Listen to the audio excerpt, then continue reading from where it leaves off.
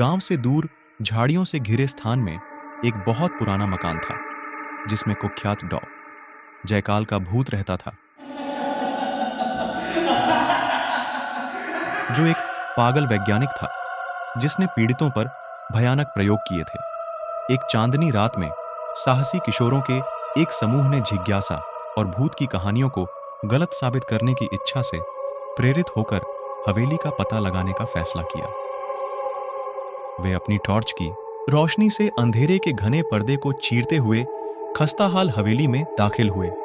एक छिपी हुई प्रयोगशाला में उन्हें जयकाल के विकृत प्रयोगों के भयावह विवरणों से भरी धूल भरी पत्रिकाएं मिली। जितना अधिक उन्होंने पढ़ा, उतना ही अधिक उन्हें एहसास हुआ कि भूतिया कहानियां सिर्फ काल्पनिक नहीं थीं।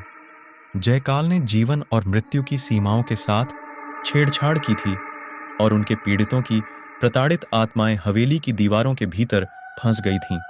भयभीत होकर किशोरों ने भागने की कोशिश की, लेकिन हवेली ने उनके खिलाफ साजिश रची। दरवाजे जोर से बंद हो गए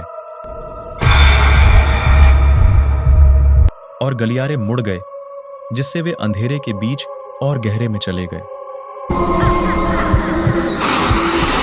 जैसे ही वे भागे, उन्हें भूतिया आकृतियों की झलक मिली।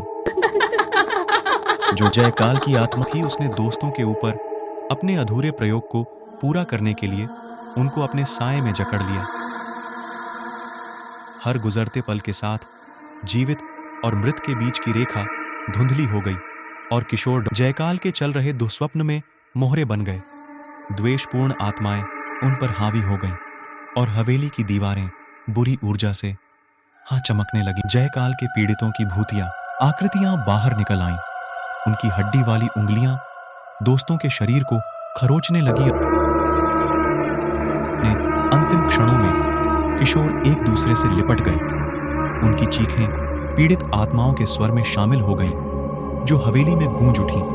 दोस्तों ने अपने बैग में रखी एक पत्रिका निकाल के उसमें लिखा एक मंत्र का जाप शुरू किया। मंत्रों के प्रयोग से हवेली की भूतिया आकृतियां धीरे धीरे समाप्त होने लगीं।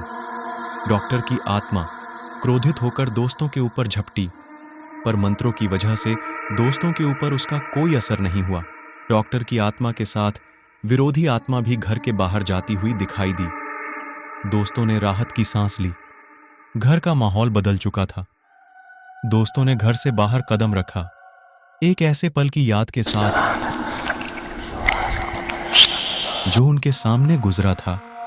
प्रिय दर्शकों, यह कहानी एक काल्पनिक घटना पर आधारित है। इसका वास्तविक जीवन से कोई संबंध नहीं है। यदि कोई समानता होती है तो इसको महज एक संयोग माना जाएगा।